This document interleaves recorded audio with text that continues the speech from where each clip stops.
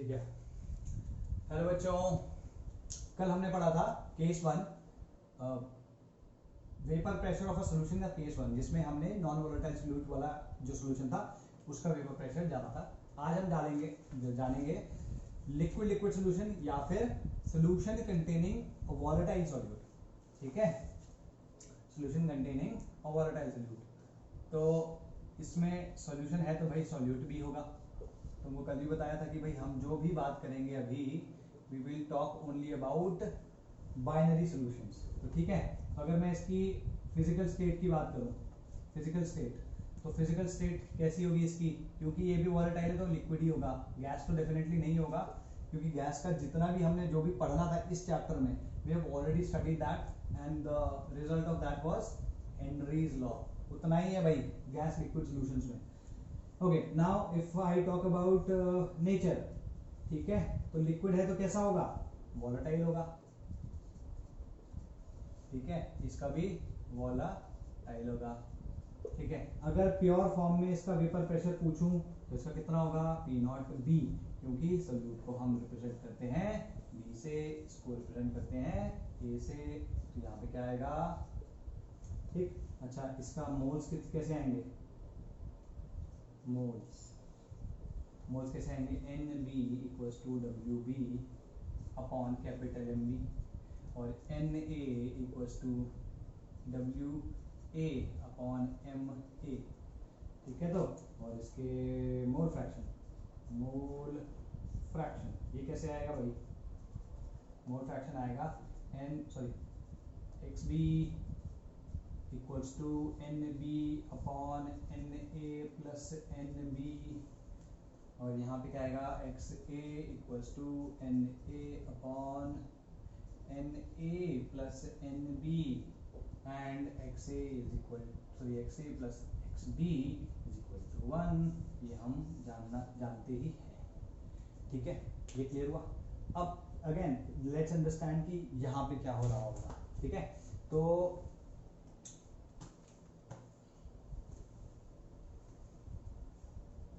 इसको मिटा देते हैं, देख लो भाई, पॉज करो या फिर सबसे अच्छा काम क्या किया करो, जो भी तुम्हें नोट करना होता है ना, जैसे मैं ऐसे हटा हुआ हूँ अभी, ये पूरा का पूरा बोर्ड तुमको विजिबल है, take a screenshot and keep watching the video.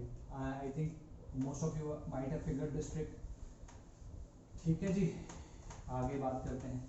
तो इसमें हो क्या रहा होगा, let's say that we have a container containing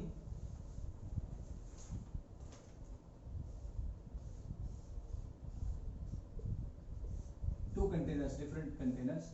ठीक है जी, एक में हमारे पास मॉलिक्यूल्स ऑफ ए है, प्योर ए। ठीक है, तो प्योर ए है। ठीक है, तो इस तरीके से कुछ होगा। और बी, एक में है प्योर बी, इसमें जो पार्टिकल्स हैं लेट्स से वो इस तरीके से हैं, छोटे हैं थोड़े से, जस्ट टू डिफरेंशिएट, कोई जरूरी नहीं है कि कोई बड़ा कोई छोटा हो। ठीक है, क्लियर होगी। तो ये ए पार्टिकल्स हो गए और ये बी पार्टिकल्स हो गए।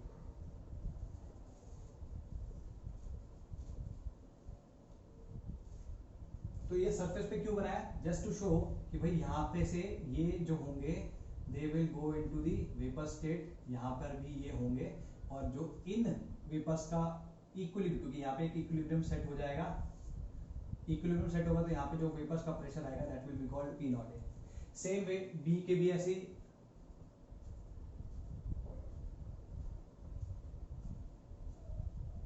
ये मॉलिक्यूल्स जो है they will get into the vapour state, यहाँ पे भी छोटे छोटे वी पार्टिकल्स होंगे।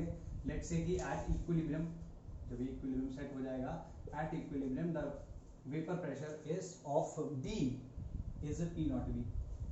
ठीक है, अब भाई अगर सोल्यूशन बनाना है तो A और B को डिफरेंट होना पड़ेगा ना भाई। अगर मैं पानी को पानी में मिला दूं तो क्या will that be a solution, no. हमें पानी को नमक, इंस्टेड पानी को अल्कोहल में, just for to give you an example of this, पानी को अल्कोहल में मिलाना पड़ेगा, है ना, या अल्कोहल को पानी में मिलाना पड़ेगा, जो भी कह लो। तो उस केस में PA नॉट और PB नॉट को डिफरेंट होना पड़ेगा, since A and B are different, PA naught is not equal to P naught B, ठीक है, P naught A is not equal to P naught B, मतलब clear है। तो just for the sake of discussion, let's say P naught A is greater than P naught B, ठीक है, तुम P naught B greater than P naught A लेके भी यही prove कर दोगे, ऐसा कुछ प्रॉब्लम नहीं है। यहाँ पे जैसे मैंने P naught A को बड़ा लिया है तो मैंने इसके एरोज को थोड़ा बड़ा दिखाया so that we can know कि हाँ भाई इसका वेपर प्रेशर ज्यादा है, इसका vapour pressure at the same temperature कम है, ठीक है जी। अब हमने क्या किया यहाँ पे, अब हमने इनको प्लस कर दिया मतलब हमने इनको मिला दिया, किसी एक रेशो में मिलाया, हम कोई फिक्स रेशो नहीं रख रहे, कोई किसी भी एक रैंडम रेशो में हमने इसको मिलाया और हमारे पास एक सोल्यूशन आ गया। सोल्यूशन कैसे आया भाई, सोल्यूशन आया सेम ऐसी कंटेनर में। अब ये मत कहना कि सर ये तो सारा आपने मिलाया इसमें, तो ये तो कंटेनर बड़ा होना चाहिए था, वॉल्यूम ज़्यादा होनी चाहिए थी, तो थोड़ा मिला लो यार। एक कंटेनर ले लिया तुमने, ठीक है, इसमें क्या है, इस तरीके से डिस्ट्रीब्यूटेड हो जाएंगे, ठीक है ना। ये तो तुम्हारे ए वाले पार्टिकल्स हैं जो कि ऊपर जा रहे हैं और ये तुम्हारे बी वाले पार्टिकल्स हैं, ठीक है जी, ये बी वाले पार्टिकल्स हैं। ये इनका वेपर प्रेशर कम है इसलिए मैंने एरो से छोटे से दिखाया, ठीक ना। यहाँ पे क्या हो रहा होगा, यहाँ पे ऐसा होगा भाई, अच्छा एक चीज़ है, मैंने कल भी ये बात बोली थी कि सोल्यूशन क्या होता है जिसमें जो इंडिविजुअल कंपोनेंट्स होते हैं वो अपनी आइडेंटिटी लूज कर देते हैं। आइडेंटिटी लूज करने का मतलब ये नहीं है कि केमिकल आइडेंटिटी लूज कर देते हैं, मतलब ए के मॉलिक्यूल्स ही रहेंगे, बी के मॉलिक्यूल्स ही रहेंगे, ए और बी रिएक्ट करके मिलके कोई थर्ड मॉलिक्यूल नहीं बना लेंगे। Are we clear about this, ठीक है। तो कोई केमिकल रिएक्शन नहीं होगी, फिजिकल स्टेट चेंज हो सकती है, ठीक है। तो ए या जो इनके इंटरेक्शंस है वो चेंज होते हैं, अगर फिजिकल स्टेट ना भी चेंज हो रही हो तो, ठीक है। तो अपनी आइडेंटिटी खोने का मतलब ये नहीं कि they will form a new product या न्यू कंपाउंड, ठीक है, ये नहीं है इसका। तो अगर ए और बी की अगर हम बात करें तो कुछ ए पार्टिकल्स यहाँ पे होंगे ऊपर और कुछ बी पार्टिकल्स होंगे, कितने होंगे क्या होंगे हमें नहीं पता, बट ऐसा होगा कि कुछ ए होंगे कुछ बी होंगे। अब इन एक पॉइंट के बाद ये इस सॉल्यूशन में भी जो ऊपर वेपर्स हैं they will come in equilibrium with the liquid, है कि नहीं। तो लेट्स से उस टाइम पे PA is the vapour pressure of A, vapours of A, ठीक है, and PB is the vapour pressure of vapours of B, ठीक है। नाउ अगर मैं तुमसे पूछूं कि इस कंडीशन में जब एक सॉल्यूशन तैयार हो चुका है दोनों वॉलेटाइल कंपोनेंट्स के बीच में, तो what will be the total pressure या which all components will contribute to the total pressure of this solution, total vapor pressure of this solution। तो उसमें A के मॉलिक्यूल्स भी होंगे और B के मॉलिक्यूल्स भी होंगे, तो हम ये कह सकते हैं that total pressure, ठीक है, total pressure is due to the, अब मैं यहाँ पे इसको पार्शियल वेपर प्रेशर कह रहा हूँ, कल भी मैंने एक दो बार इसको पार्शियल वेपर प्रेशर कहा था। क्यों कहा था, क्योंकि जब प्योर फॉर्म में होता है सब्सटेंस, जब प्योर फॉर्म में होता है और उसको इक्विलिब्रियम वो रीच कर लेता है तो हम कहते हैं उसको वेपर प्रेशर। लेकिन जब वो किसी कंपोनेंट किसी सोल्यूशन में एज अ कंपोनेंट है और तब उसका वेपर प्रेशर आ रहा है, तो हालांकि वो भी वेपर प्रेशर ही है लेकिन वो पार्शियल वेपर प्रेशर है, टोटल वेपर प्रेशर नहीं है, ठीक है। तो इसमें अगर हम देखें is due to the partial vapor pressure of A and partial vapor pressure of B, क्योंकि दोनों के दोनों वॉलेटाइल है, ठीक है। अगर इनमें से एक नॉन वॉलेटाइल होता तो सिर्फ A की वजह से या सिर्फ B की वजह से होता, यही होता, ये तो हम ऑलरेडी देख चुके हैं। तो A और B दोनों की वजह से ही होगा, क्लियर होगी बात। और ये पार्शियल प्रेशर का जो फंडा है तुमने गैसियस स्टेट में लास्ट ईयर पढ़ा है, Dalton's law of partial pressure के टाइम पे, ठीक है। तो अभी मैं पार्शियल प्रेशर क्या है या पार्शियल वेपर प्रेशर उस पर इतना कोई वो नहीं कर रहा हूँ, सिंपल सी बात है। इसमें ए के कुछ पार्टिकल्स हैं वेपर फेज में, बी के कुछ पार्टिकल्स हैं वेपर फेज में। ए के जो पार्टिकल्स का वेपर प्रेशर है उसको मैंने कह दिया पार्शियल वेपर प्रेशर ऑफ ए, और जो बी के पार्टिकल्स का वेपर प्रेशर है उसको मैंने कह दिया partial vapour pressure of B. ठीक है जी, ओके। सो यस, सो अगर ये दोनों से मिलके बन रहा है टोटल प्रेशर, तो let me denote it by P. And क्योंकि partial vapour pressure of A क्या है, पी ए, और partial vapour pressure of B ये आएगा। इसे तुम इस तरीके से भी देख सकते हो कि भाई partial vapour pressure of P, sorry A क्या है, partial vapour pressure of P, partial vapour pressure of A is P not A into X A, आया ना, और partial vapour pressure of B is P not B into x B, आया ना। अब total pressure कैसे आता है, Dalton's law of partial pressure याद होगा, total pressure is equal to the sum of the partial pressure of the components of the mixture. यहाँ पे जो मिक्सचर है वेपर स्टेट में, वो मिक्सचर में ए के मॉलिक्यूल्स भी हैं और बी के मॉलिक्यूल्स भी हैं। ठीक है, तो क्लियर होगी बात। तो जो ए के मॉलिक्यूल्स हैं, ये बी के मॉलिक्यूल्स हैं, इनकी वजह से वेपर प्रेशर है। इन पार्शियल प्रेशर्स को अगर तुम ऐड कर दो तो टोटल प्रेशर आ जाएगा। तो हम यहाँ पे लिख सकते हैं using Dalton's law of partial pressures. ये सबको याद होगा यार, ठीक है भाई, जिसको ना याद हो पिंग कर देना, समझा दूंगा कि पार्शियल प्रेशर क्या होता है। ओके, क्लियर है। तो क्योंकि partial pressure of A is this, partial pressure of B is this, we can put it like this, P not A x A plus P not B x B, आया ना। तो ये तुम्हारा Raoult's law हो गया for liquid liquid solution, या फिर you कह लो कि this is the formula to calculate the vapor pressure of a solution containing two volatile solids। ठीक है जी, ये आ गया, गॉट इट। अच्छा, इसमें नोट करके लिख लो, मान लो ये बाइनरी सॉल्यूशन ना होता, टर्नरी क्वार्टरनरी होता या पेंटनरी होता, तो हम क्या करते हैं भाई, P equals to P A plus P B तब है जब बाइनरी है। मान लो सी बी होता, तीसरा कंपोनेंट होता, वो भी वॉलेटाइल होता, तो हम क्या लिखते, P equals to P A plus P B plus P C. ठीक है, तो इसमें लिख लो, नोट करके, ऐसे नोट करके लिख लो, P ये कह लो vapour pressure of a ternary solution,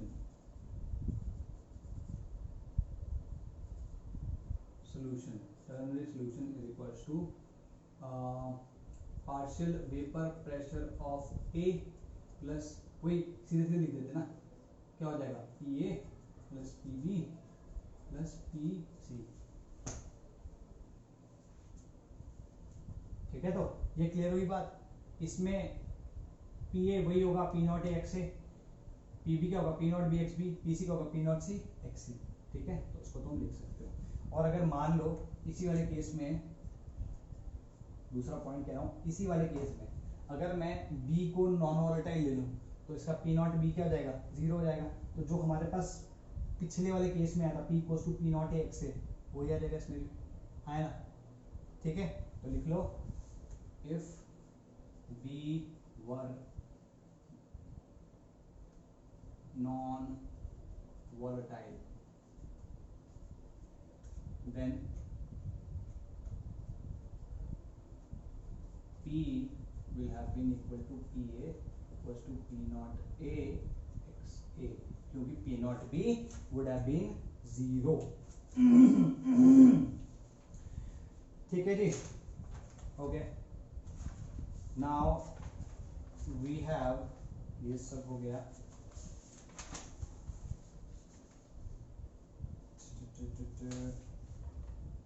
okay, so yes, ठीक है जी। तो एक बहुत इंपॉर्टेंट चीज हम अभी देख लेते हैं, इसको नोट डाउन करो पहले, इसका स्क्रीनशॉट लो, मैं इसे मिटा रहा हूँ भाई, इसको मैं ऐसे ही छोड़ूंगा। ठीक है, ये रिजल्ट को मैं ऐसे ही छोड़ देता हूँ।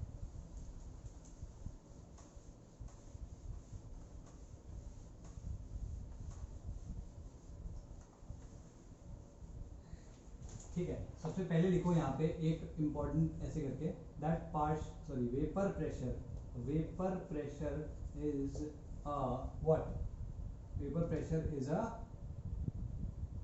is an intensive property,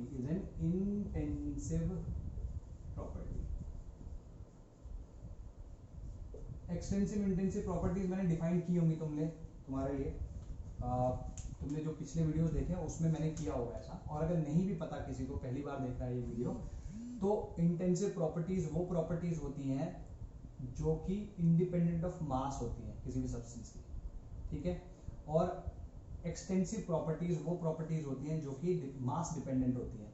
तो मास इंडिपेंडेंट वो इंटेंसिव हो गई, तो इस तरीके से याद रख लो, और जो एक्सटेंसिव है वो मास डिपेंडेंट हो जाएंगे। क्लियर होगी बात?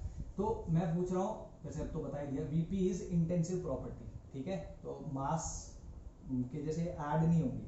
जैसे अगर तुम देखो डेंसिटी है, मान लो एक सोल्यूशन है हमारे पास ऑफ डेंसिटी d1 और एक सोल्यूशन 1, ठीक है, वो डेंसिटी d1 वाला है, और सोल्यूशन 2 ये डेंसिटी d2 वाला है, तो क्या जब इनको ऐड करूंगा तो टोटल डेंसिटी क्या जाएगी, d equals to d1 plus d2 आएगी?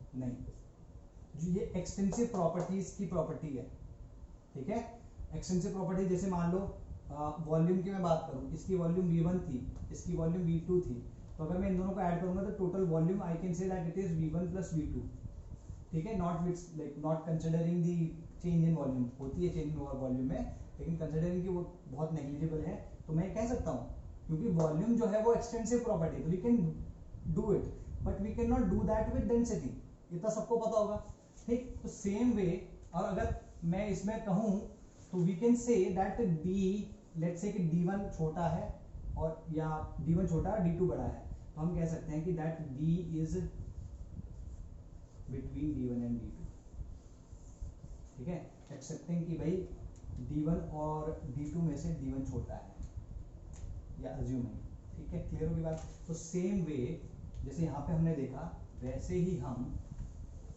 वेपर प्रेशर की बात करें तो यहाँ पे हमने क्या लिया था, P0 एक बड़ा लिया था और P0 भी छोटा लिया था, तो जो टोटल प्रेशर होगा, ठीक है, total pressure P0 plus P0 भी नहीं होगा, उसके भी बारे में जो हम एक चीज कह सकते हैं वो एटलीस्ट ये होगी, that the total pressure will lie between the smaller and the larger vapour pressure liquids, ठीक है, इस तरीके से ये इन दोनों के बीच में होगा। तो तुम लिख सकते हो टोटल प्रेशर, ये यूं समझो इसको थोड़ा, अगर मान लो सोल्यूशन में ए हो ही ना, सिर्फ बी ही बी हो, तो किसके इक्वल होगा, पीबी के, P0 बी के, भाई प्योर बी होगा तो ये होगा, अच्छा सिर्फ प्योर ए हो तो ये होगा, इसका मतलब क्या हुआ कि जब दोनों को मिलाओगे तो ए और बी दोनों होंगे ना उसमें, और अगर ए और बी दोनों होंगे तो इनके बीच में ही इनका वेपर प्रेशर आएगा, ना ए से ज्यादा आ पाएगा ना बी से कम आ पाएगा। क्लियर होगी बात? ठीक है जी, तो total pressure you can write total vapour pressure is greater then, ऐसे करके लिखो, is greater then the greater than the vapor pressure of less pure, less vapor pressure of pure less volatile solute,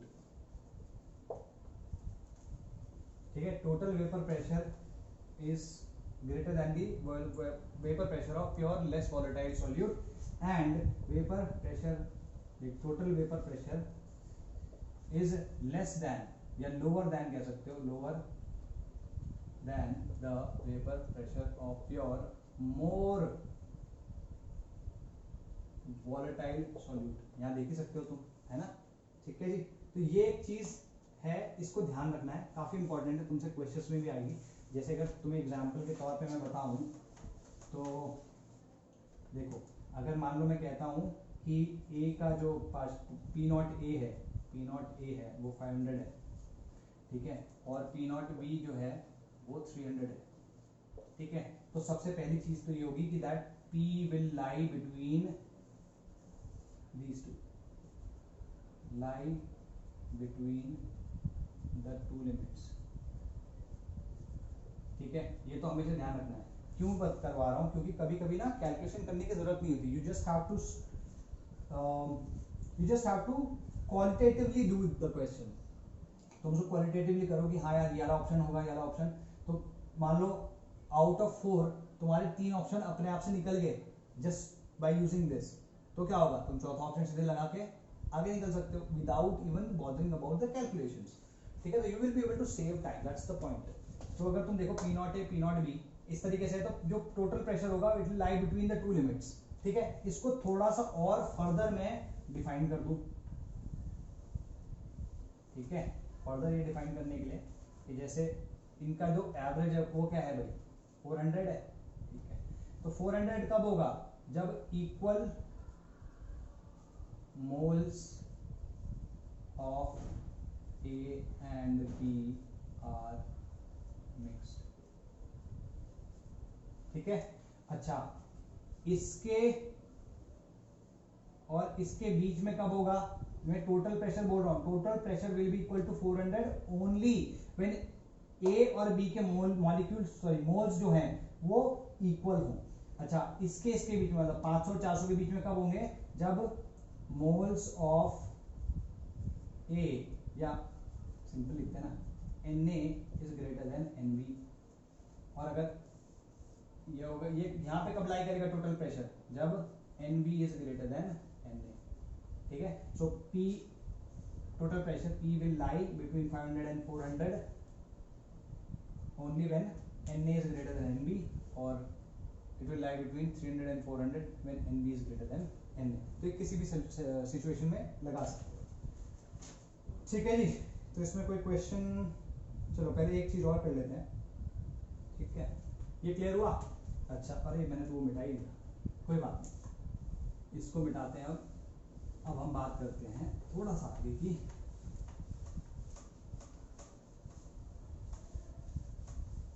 हमने बात किया था, लिखा था ऐसा कि P equals to P not A x A plus P not B x B. ठीक है, या स्मॉल x लिख देते हैं, इसको बड़ा काफी बड़ा हो गया। ठीक है, हम क्या कर सकते हैं, इनको एक्स ए और एक्स बी के टर्म्स में भी लिख सकते हैं। तो क्या लिखेंगे, P equals to P not A into 1 minus x B, ऐसे लिख सकता हूँ मैं एक्स ए को, क्योंकि भाई x A plus x B equals to 1। ठीक है, P not B x B, ये कितना आ जाएगा, P not A minus P not A x B plus P not B x B. यहाँ पे क्या आएगा, P not A plus P not B minus P not A into x B. तो ये एक फॉर्मूला आ गया तुम्हारा। अगर तुम्हारे पास सिर्फ और सिर्फ एक्स बी दिया है तो you can just use this formula instead of worrying about और कैलकुलेटिंग एक्स ए। ठीक है, सिंपल से इसको यूज कर लो। और अगर मैं इसको एक्स मतलब इसी इक्वेशन को एक्स ए के टर्म्स में एक्सप्रेस करना चाहूँ तो I can write P A equals to P B. ठीक है, पी नॉट बी। ठीक है, जब मैं एक्स बी के टर्म्स में कर रहा था तो एक्स ए यहाँ पे पी नॉट ए था, अभी मैं एक्स ए के टर्म्स में कर रहा हूँ तो यहाँ पे पी नॉट बी होगा प्लस पी नॉट बी की जगह मैं क्या लिखूंगा, P not a, sorry P not A और यहाँ पे पी नॉट बी। ठीक है, तो ये तुम्हारी दो इक्वेशन होगी जो तुम्हें याद रखनी है। अच्छा जी, उसके साथ साथ अब हम इसको ग्राफिकली भी देख लेते हैं। ठीक, ग्राफिकली तुम या तो इसके टर्म्स में लिख सकते हो या इसके टर्म्स में लिख सकते हो। ठीक है, तो मैं एक थोड़ा यूनिक टाइप का ग्राफ बना रहा हूँ यहाँ पे। सबसे पहले एक्स बी के टर्म्स में करते हैं। ठीक है जी,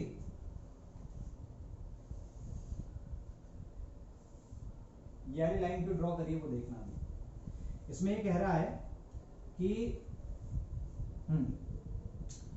क्योंकि हमने ए को ज्यादा वॉलेटाइल माना है तो P not a is greater than P not be, इतना तो हमें क्लियर है। ठीक है, तो अगर इस वाले को देखो, ठीक, यहां पर तुमने एक्स बी को लिया है इस डायरेक्शन में बढ़ता हुआ, इस डायरेक्शन में एक्स बी बढ़ रहा है, तो हम क्या लिख सकते हैं इसको, x B equals to 0 and let's say इस पॉइंट पे x B is equals to 1 है।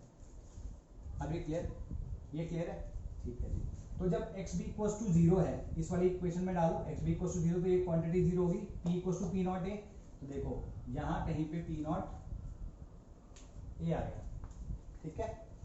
अच्छा जी, अब इसने क्या किया, इस पॉइंट को बताया, इस पॉइंट पे इसको 1 डाल दो, क्या आएगा P not A plus P not B minus P not A, तो P not A minus P not A तो कट गया, कितना आएगा पी नॉट बी।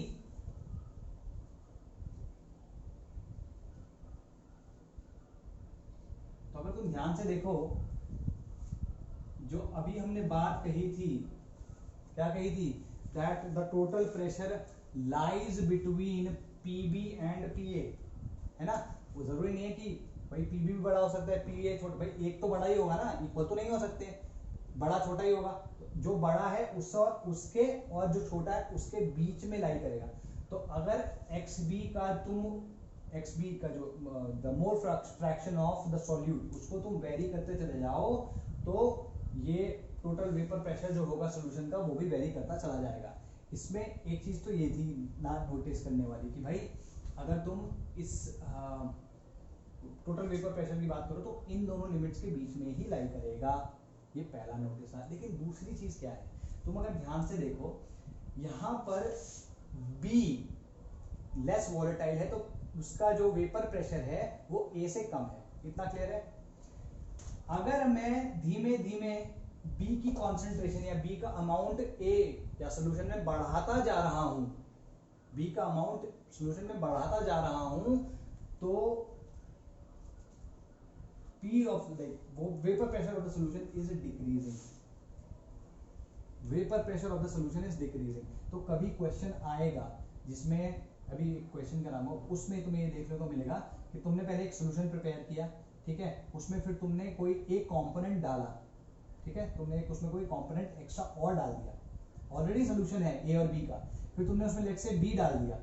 बी डालने पे अगर उस सोल्यूशन का प्रेशर, वेपर प्रेशर बढ़ता है, तो दैट इज एन इंडिकेटर कि P not B is greater than P not A. और अगर बी डालने पे vapour pressure of the solution decrease होता है, then that is an indication that the vapour pressure of B या P not B is less than P not A. जब question कराऊंगा ये लाइन लिखवा दूंगा उसको, लेकिन ये दोनों चीजें तुम्हें जाननी, like you should qualitatively know this, और देखते ही तुम्हें समझ में आ जाना चाहिए कि कौन किसका वेपर प्रेशर ज्यादा है, किसका वेपर प्रेशर कम है। क्लियर होगी ये बात इतना। तुम चाहो तो इसके बेसिस पे देखो, ठीक है, इसमें क्या है, एक्स के टर्म्स में है। अगर एक्स बी इक्वल टू 0 है, मतलब उसमें कोई सॉल्यूट ही नहीं है, तो सिर्फ और सिर्फ क्या बचा है वहां पे, सिर्फ सॉल्वेंट बचा है। तो इसका मतलब इस पॉइंट पे हम लिख सकते हैं that x A equals to 1, ठीक है। अगर एक्स बी इक्वल्स टू 1 है, तो उस पॉइंट पे there is no solvent at all या नो ए एट ऑल। हम यहाँ पे लिख सकते हैं एक्स ए इक्वल्स टू 0। तो तुम देख सकते हो कि इनके बीच में x A is increasing in this direction. Clear हो गया बात। तो देखो इस वाली वैल्यू को डालते हैं सबसे पहले, एक्स ए 1 डाल दो यहाँ पे, तो P B plus P A minus P B nought, तो पी बी नॉट कट गया, पी नॉट ए। क्लियर है, आ रही है वैल्यू। अच्छा, एक्स इक्वल टू 0 डाल दो, ये 0 डाल दोगे तो कितने की इक्वल आ गई, पी नॉट बी। तो दोनों तरीके से क्लियर है, ठीक है जी। अच्छा, अभी इसी ग्राफ में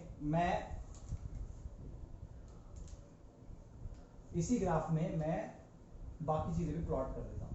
अगर तुम देखो पीबी जो था, अच्छा इसको लिख लेते हैं पहले, P equals to P not A x A plus P not B x B, ठीक है। तो अच्छा, पी ए इक्वल्स टू क्या आता है, P not A x A आता है, और पी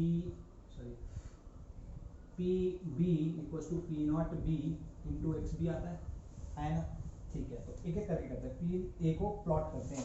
पी ए को प्लॉट करोगे, कैसे करोगे, पी ए जब 0 था, तो ये पी ए जब 0 आएगा एक्स ए, तो पी ए क्या हो जाएगा, 0 हो जाएगा। तो स्टार्ट कहां से होगा, यहां से। यहाँ दो ओरिजिन है, इधर की इधर है, एक इधर है, with respect to X A and with respect to X B. अच्छा, जब एक्स ए इक्वल्स टू 1 है, तो P A equals to P A P not A. तो we can say that there is this, like the variation of this vapor pressure, the vapor pressure of A will be this। तो मैं लिख सकता हूँ यहाँ पे P A equals to P naught A, ठीक है जी। अच्छा, यहाँ PB को देखो, अगर मैं इसे 0 डाल देता जैसे यहाँ पे तो ये भी 0 हो जाएगा, तो शुरू यहाँ से होगा। अच्छा अगर मैं इसे 1 डाल देता तो पी नॉट बी, तो इट विल बी इस तरीके से समझो, ठीक है जी। और अगर तुम इन दोनों ग्राफ्स को ऐड कर दोगे तुम्हारे लिए, ठीक है। तो this is pretty much about it. अभी इसमें कुछ क्वेश्चंस करते हैं, ठीक है। इसमें हमारे पास काफ़ी सारे क्वेश्चंस हैं, ओके ठीक है जी। कुछ क्वेश्चंस करते हैं। अभी टाइम कितना हुआ है? 30, ठीक है। I think we have enough time to do some questions, ठीक है। इसको मिटा रहा हूँ मैं। समझ में आ गया होगा यार, सिंपल सा है, कुछ है ही नहीं इसमें। चीते लोग हो भाई तुम।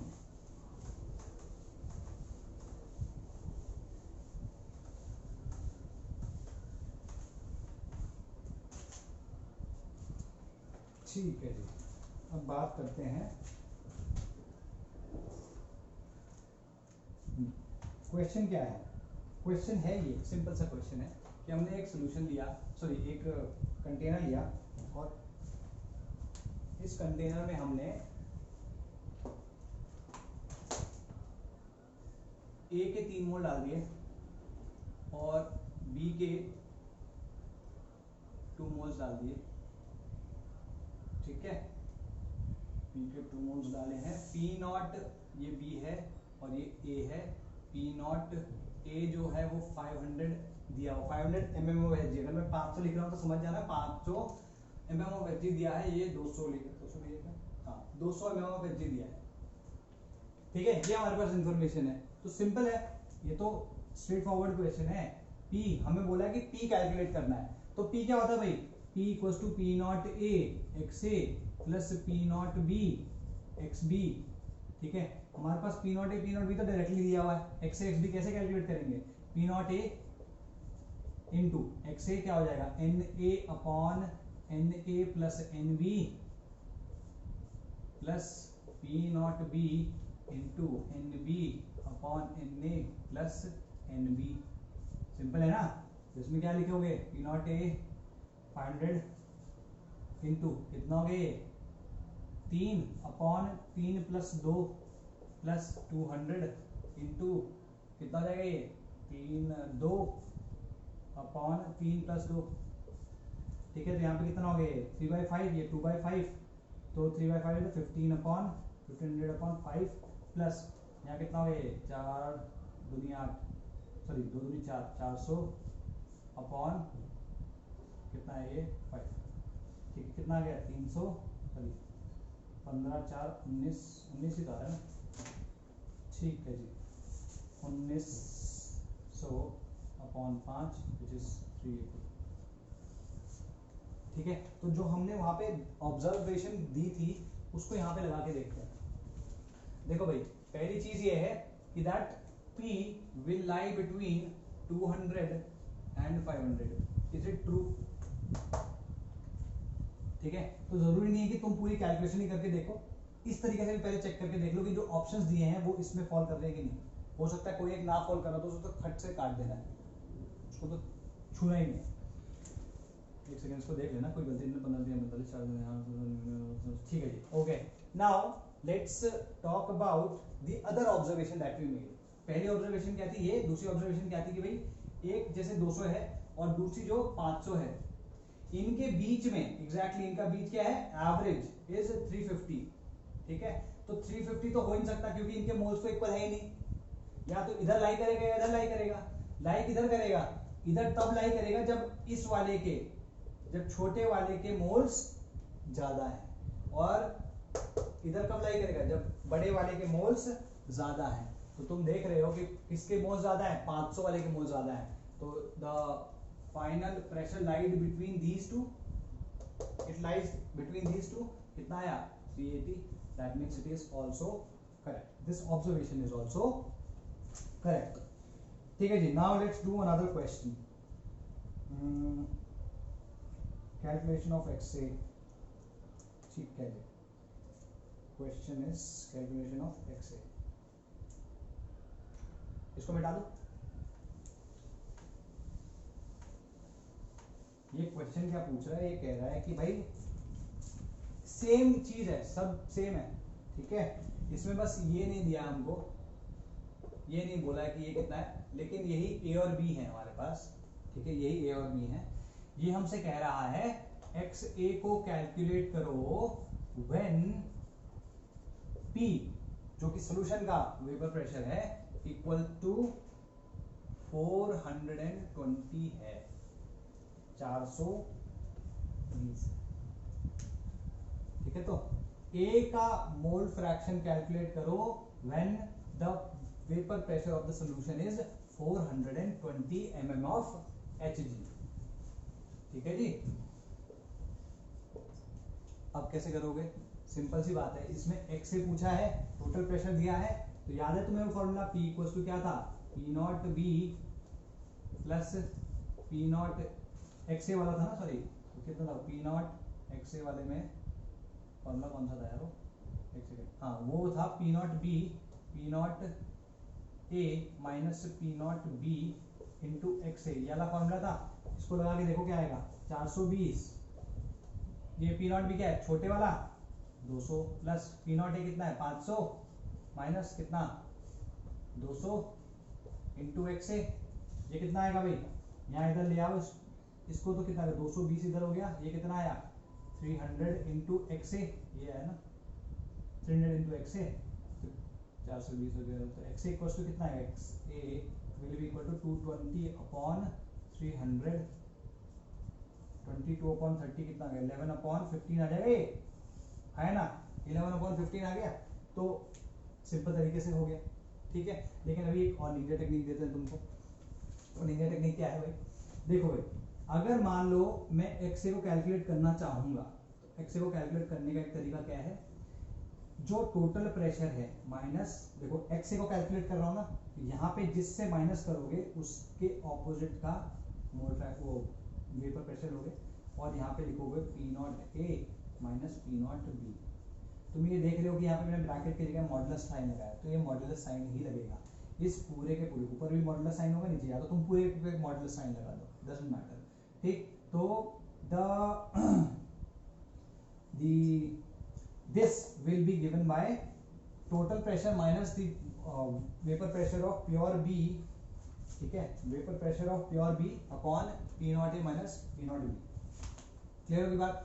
अगर तुम इससे भी कैलकुलेट करोगे तो भी यही आंसर आएगा, कैसे देखो, 420 माइनस P नॉट B कितना है भाई 200 अपॉन ये कितना है 500 माइनस 200 कितना है 220 अपॉन 300, 11 बाय,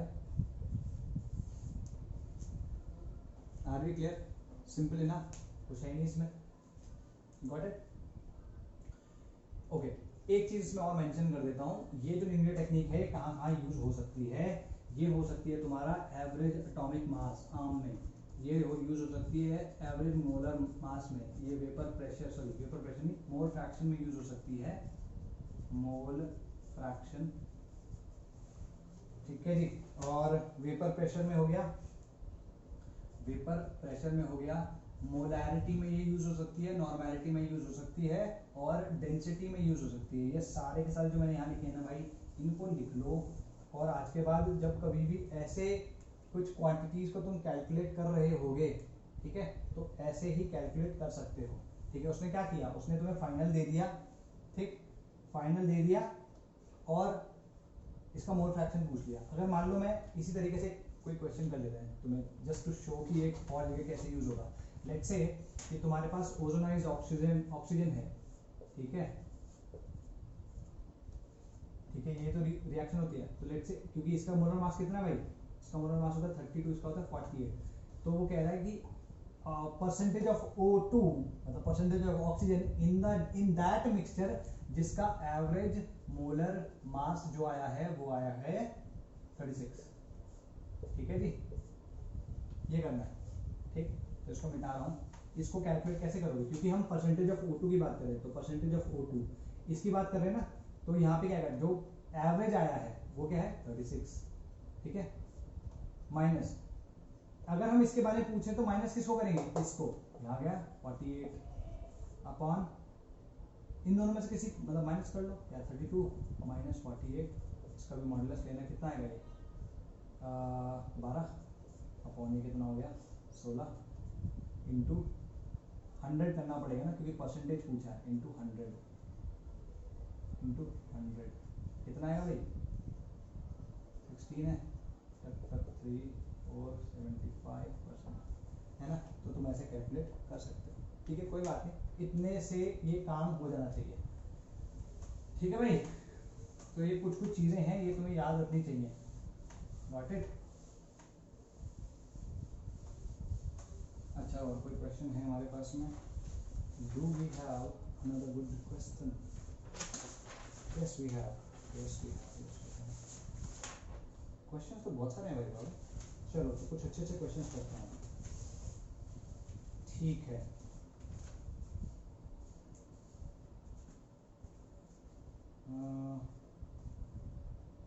ठीक, अब ये क्वेश्चन क्या है, इसमें इसने बोला है पी नॉट ए जो है वो है 300।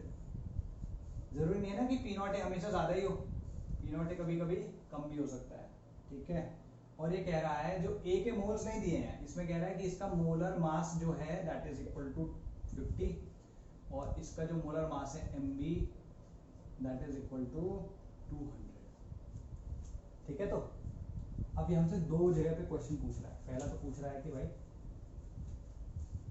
कैलकुलेट करो, फर्स्ट कैलकुलेट करो ऑब्टेन बाय वेपर प्रेशर, मतलब P when calculate P first when mass of A and when equal mass of A and B are mixed, ठीक है। तो और सेकेंड बोल रहा है when equal moles of A and B are mixed, are we clear? Simple है, ये बोलता है। अच्छा, सबसे पहले ये वाला देखो, इक्वल मोल की बात कर रहा है। इक्वल मोल अगर बात करेगा तो मोल फ्रैक्शन क्या हो जाएगा ये ध्यान रखना, अगर दो कंपोनेंट्स हैं ए और बी, उनके मोल्स इक्वल हो गए तो उनका मोल फ्रैक्शन आधा आधा हो जाएगा, वो भी इक्वल रहेगा, हाफ हाफ, ठीक है ना। टोटल तो 1 होना है तो हाफ हाफ होगा, इक्वल होंगे हाफ हाफ, ठीक है जी। तो इस केस में जब तुम्हारे मोल फ्रैक्शन इक्वल आ गए तो जो तुम्हारा वेपर प्रेशर होगा that will be between, that will be the average of mole fraction, sorry that will be the average of vapour pressure of individual components. तो अगर मैं सेकंड की बात करूं तो इसमें तुम देखो ये 300 है, ये 500 है और इक्वल मोल अभी तो हमने देखा ही था ना, इक्वल मोल वाला क्या एवरेज कितना है 400। ये कब होता है when moles of A and B are equal। तो तुम्हें तो यहाँ सीधे ये पता होगा तो तुम देख के सीधे B को लगा सकते हो, एटलीस्ट B तो कर ही सकते हो ना कैलकुलेट, है ना, ठीक है जी। तो B तो कैलकुलेट हो गया जी, वेरी गुड। अच्छा, अब इसको मैं मिटा देता हूँ। तो हमने B ऑलरेडी कैलकुलेट कर लिया, उसमें हमें कोई संशय नहीं है, कोई डाउट नहीं है। अब हम बात करते हैं फर्स्ट वाले की, ठीक है। फर्स्ट वाले में क्या करोगे, फर्स्ट वाले में तुम क्या था व्हेन इक्वल मासेस, तो let's say W is the mass जो हमने मिलाया है, तो WA जो है वो भी W है और WB है वो भी W है, ठीक है। तो हम क्या करेंगे NA निकाल लेंगे, NA कितना आएगा W/50 और यहाँ कितना आ जाएगा NB will be equal to W/200। तो अगर तुम यहाँ पे देख रहे हो, मैं वही शॉर्ट से करने के तरीके बता रहा हूँ।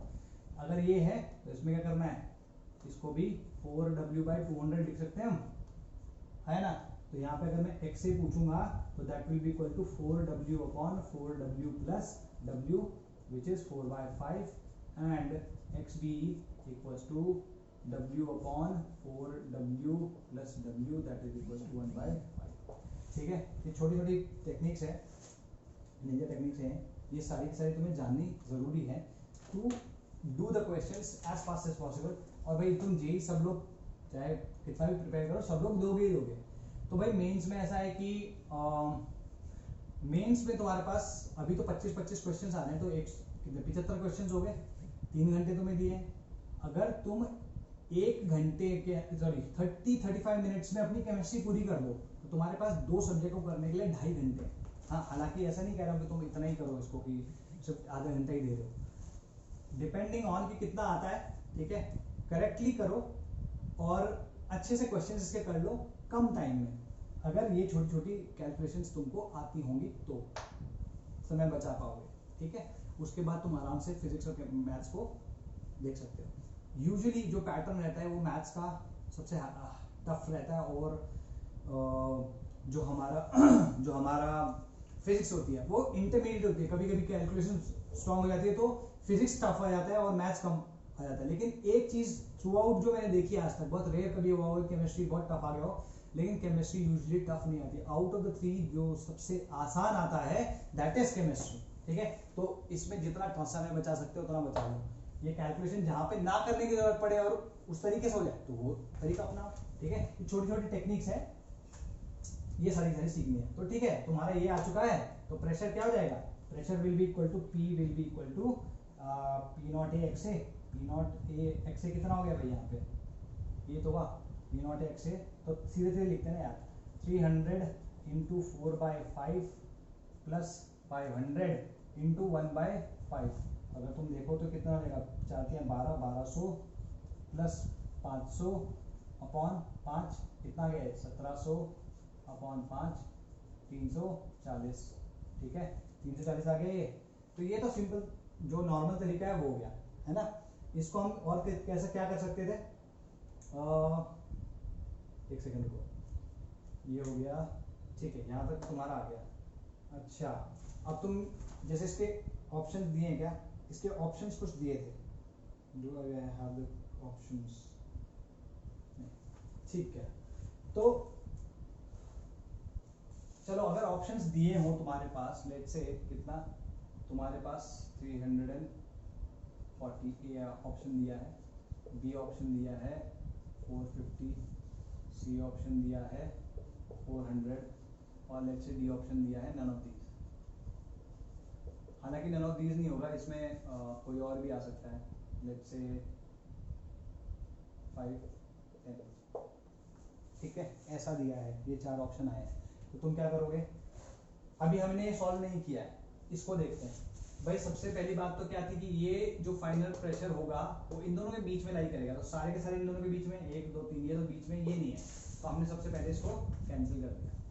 ठीक है, अच्छा, अब ये कह रहा है कि इक्वल इनका जो एवरेज है 400 है। 400 कब होगा, जब इक्वल मोल्स होंगे। यहाँ पे इक्वल मास डाला है और दोनों का मोलर मास डिफरेंट है। इसका मतलब क्या हुआ कि ये दोनों के दोनों, इनका जो वेपर प्रेशर होगा total, that will not be equal to the average of the vapour pressure, so that means this is also crossed off. तो बिना ये किए, अच्छा एक छोटी सी टेक्निक और बताया था, निंजा टेक्निक, वो ये है कि देखो जब मास सेम होता है, जब मास भाई दो कंपोनेंट्स का या दो सब्सटेंसेस का मास तुमने सेम लिया, तो मोल्स उसके ज्यादा होते हैं जिसका मोलर मास कम होता है। तो जैसे इसमें देखो ये था और दूसरे में क्या था, मोलर मास किसका ज्यादा है, उधर वाले का, बी का। किसका कम है, ए वाले का। मोल्स किससे ज्यादा हुए, इसके।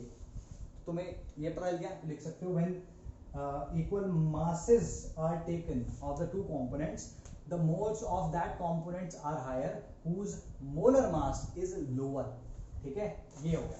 अब जब तुम्हें ये पता चल गया तो तुम इंस्टेड ऑफ वर्किंग ऑन, क्योंकि ये जो चीज है ना ये तो एकदम देख के पता चल जाएगी। अगर तुम्हें ये याद है ये फंडा, तो देख के पता चल जाएगा कि किसके मोल्स ज्यादा है।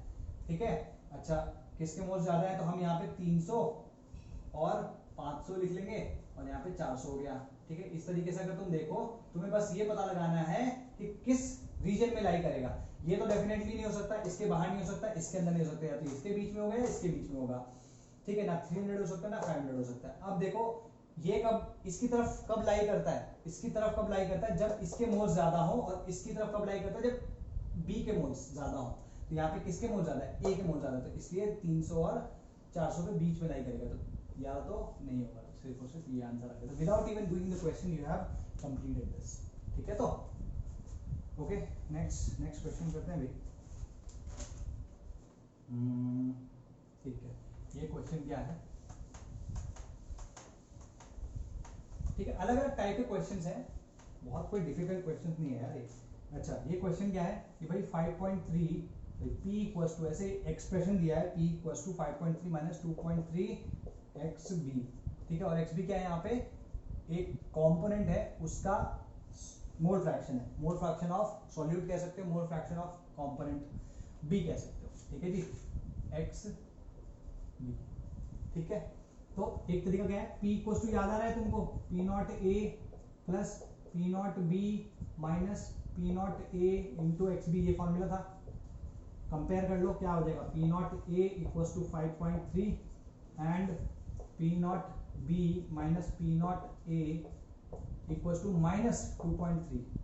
तो इसको इधर डाल दो तो क्या जाएगा, p नॉट b माइनस 5.3। इसमें एक्चुअली ये देने के बाद पूछा था कि पी नॉट ए और एंड पी नॉट बी क्या है। ठीक है जी, तो क्या जाएगा, इक्वल्स टू माइनस 2.3, तो P not B equals to 5.3 minus 2.3 equals to 3। ठीक है, तो अभी ये यूनिट क्या है इससे फर्क नहीं पड़ता, बट आंसर ये है। समझ में आ गया? ठीक, दूसरा तरीका क्या था भाई, सिंपल सी बात है, इसमें जो हमारा ग्राफ था याद होगा तुम्हें, उसके बेसिस पे हम कर सकते हैं। जैसे एक्स बी इक्वल टू 0 रख दो। एक्स बी 0 कब होगा, जब ओनली सॉल्वेंट इज प्रेजेंट, मतलब उस केस में जो भी वैल्यू आएगी that is equal to P not A. तो इसमें इसको 0 रख दो, ये 0 रखा तो p इक्वल टू 5.3 आया, that means p not a is equal to 5.3। अच्छा, जब सिर्फ और सिर्फ सॉल्यूट प्रेजेंट है तो एक्स बी इक्वल टू 1 होगा, तो यहाँ पे 1 रख दो इसको, तो 1 रखा, कितना आएगा 5.3 माइनस 2.3, 3 आ गया। तो उस केस में this will be equal to p not b, that is 3। तो instead of comparing and all तुम इस तरीके से भी कर सकते हो। ठीक है, गेट 5.3 ब्ला ब्ला ब्ला। हमारे पास और क्वेश्चंस हैं, yes we have. Okay, now ये वाला जो क्वेश्चन है तुमको जो ध्यान रखना है, ये जेई में आया वो क्वेश्चन है। अभी बताता हूँ मैंने जो कॉन्सेप्ट बताया था वो कैसे यूज होता है।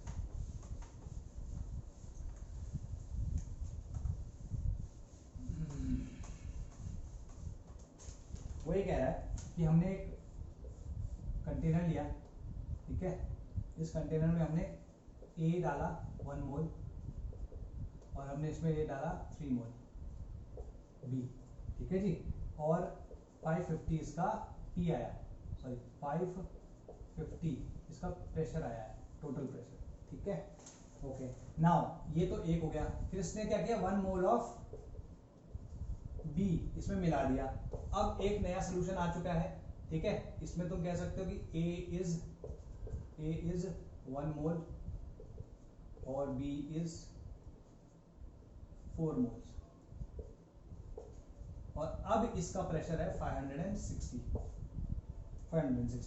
तो तुम्हें मैंने क्या बोला था कि जब तुम B को डालो, एक्स्ट्रा तुमने B डाला और वेपर प्रेशर बढ़ गया, टोटल वेपर प्रेशर, तो तुम कह सकते हो the vapour pressure of B is higher than that of A। वो यहाँ पे ट्रू है क्योंकि टोटल प्रेशर बढ़ा है, इसका मतलब B का वेपर प्रेशर ज्यादा होगा। ठीक है जी, तो अब इसे करने का तरीका क्या है, सिंपल है। एक तरीका तो क्या हो गया, P इक्वल्स टू इसके मोल फ्रैक्शन क्या आएगा, A का 1/1 प्लस 3 विच इज 1/4। तो P नॉट A, इसमें पूछा भी यही है कि P not A and P not B क्या होगा, ये हमसे पूछा है। तो P नॉट A क्या हो जाएगा भाई, P not A into 1/4 plus P not B into क्या आएगा, ये कितना आएगा 3/4, सॉरी। ठीक है जी, ओके, ये कितना आएगा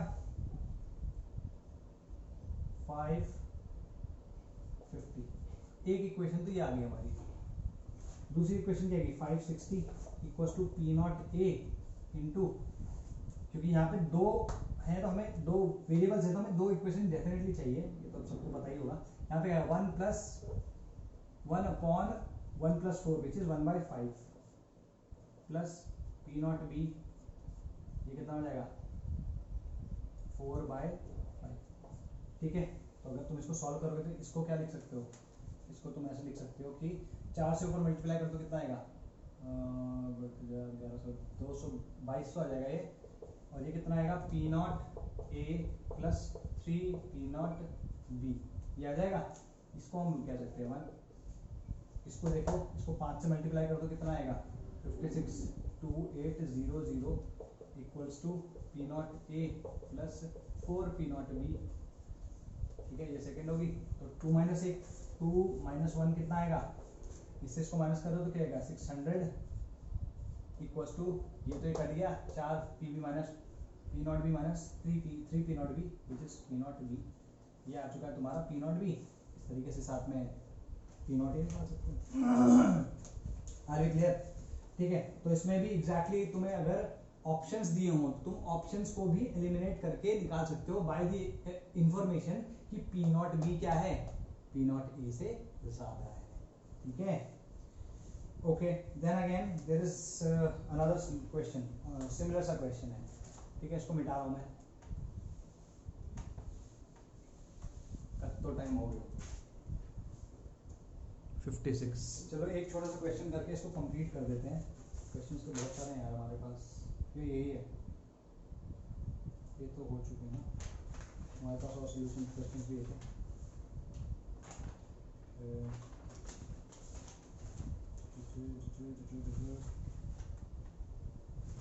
ठीक है, तो नॉर्मल वाला शुरू कर रहे हैं, ये लास्ट क्वेश्चन है। चलो तो अच्छी बात है, हम तो कंप्लीट करने वाले हैं। ठीक है, क्वेश्चन क्या है,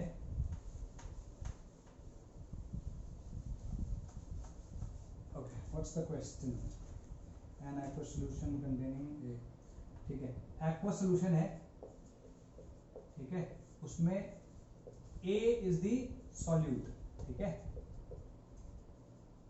और H2O क्या है इसमें, H2O इज सॉल्वेंट। ठीक है, इसकी जो कॉन्सेंट्रेशन है इन परसेंट वेट बाय वेट क्या दी है 64%। ठीक है, और A का जो मोलर मास दिया है this is Ma equals to 128 gram per mole, इसका मोलर मास ये दिया है। ठीक है, टेम्परेचर कोई एक मतलब कोई पर्टिकुलर टेम्परेचर है दिया नहीं है और इसकी जरूरत भी नहीं, बस हमसे क्या बोल रहा है, ये कहता है कि इस कंडीशन में जो P टोटल है दैट इज, या P गिवन है 145 mm ऑफ Hg है।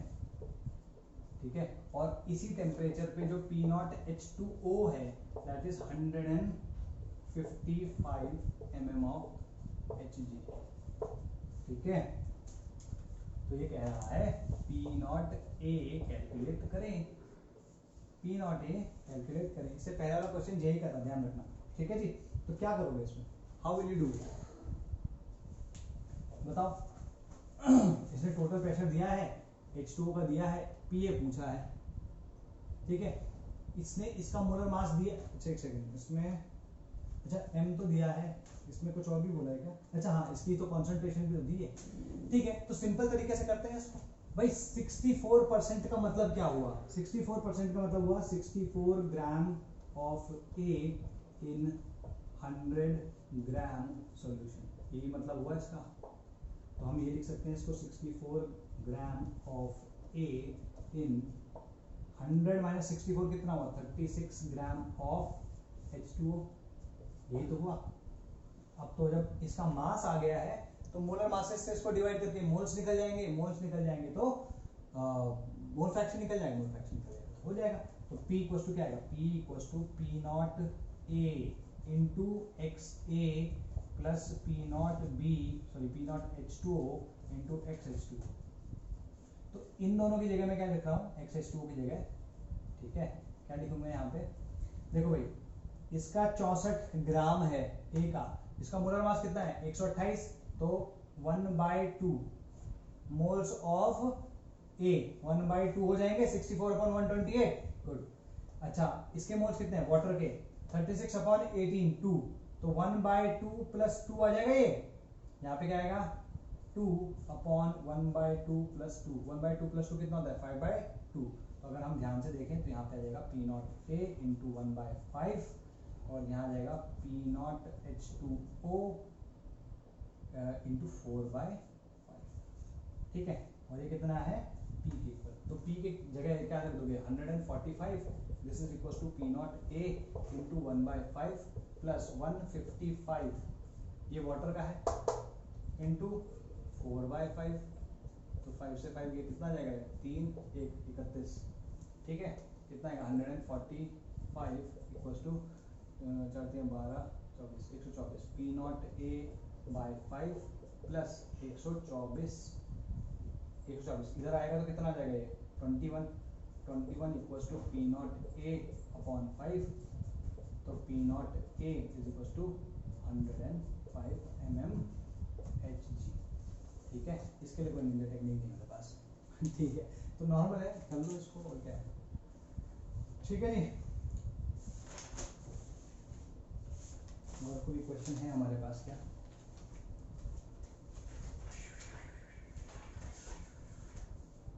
Do we have anything else?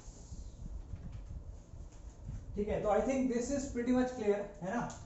इसके क्वेश्चंस का, इसके जो दूसरे वाले हैं उनके क्वेश्चंस की डीपीपी मैं तुमको भेज दूंगा, और ठीक है बेसिक यही है। इसके आगे बहुत सारी और चीजें हैं वो हम करेंगे राउट्स ऑफ लॉसेस रिलेटेड। चलो फिर बाय बाय, टेक केयर।